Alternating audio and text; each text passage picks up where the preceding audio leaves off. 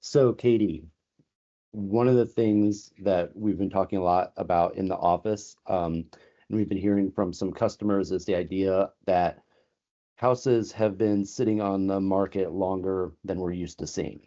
So we've been seeing houses, sitting 30 days, 40 days, sometimes up to 70 days, when in Yeah. the past couple of years, we've really been used to seeing houses disappear instantly.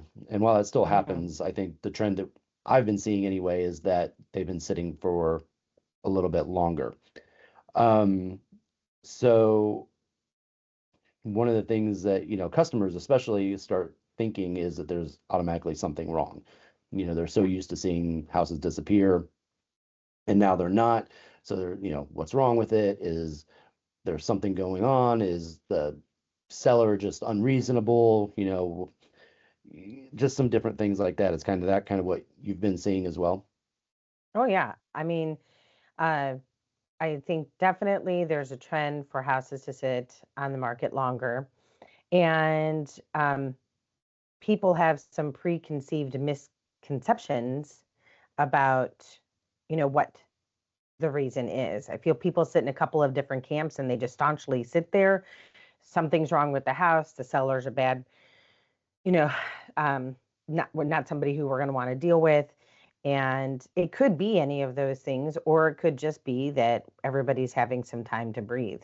So I think every situation has to be looked at a little bit differently, but we're definitely seeing that trend. So when you see a house that's sitting, do you look at that as a red flag or do you look at that as an opportunity? I look at it I look at it as an opportunity because, as you know, I'm a perpetual optimist. So I get excited about it, and I think it could be a great opportunity for our clients. But you have to go in and take a look, and then educate yourself first and say, is this a great opportunity or are there problems? Don't make assumptions. Sure. So I know I kind of threw out a few things that I've kind of been hearing. Have you been hearing anything different or do you have any other, kind of news from the No, street? yeah, I mean, I think that people are just, again, making assumptions, right? And there can be any of those things wrong that you mentioned, condition issue, pricing issue, marketing issue, bad owner, bad agent, what have you. But I mean, here's the thing. To me, um, as humans, we naturally compare like what we're seeing now to what we saw in the past because that's our experience, right?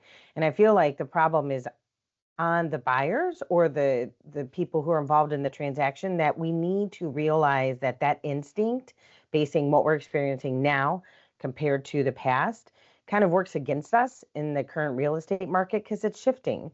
um, in my mind, we've actually returned to a more like normal, balanced market. And one of the cool data points I picked up for this chat today was some recent data from the National Association of Realtors had the median day on market um, 50 to 65 days. And I think we've seen that nationally, even from the stats that we've been pulling. That's what we're seeing is the median. Now, this is nationwide, but in the middle of 22, the median days on market were 16 days. Hmm. So that is just a huge shift from what we saw 2.5, 3 years ago. And I think a lot of people are still living in the 2022, 2023 market as we move in to the beginning of 26. And it's not a red flag. It's just kind of more of a return to historical norms and what the new norm is now.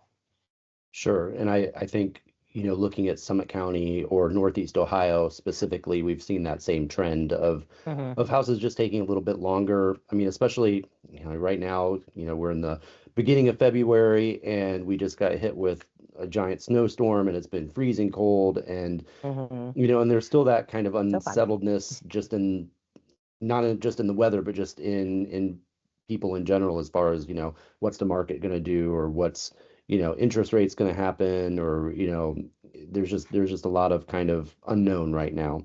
Um, Yeah. I think it's the key here is to really help buyers and sellers like recalibrate their expectations based on today's reality, not like yesterday's or last year's or 2 years ago, like the frenzied pace of the past.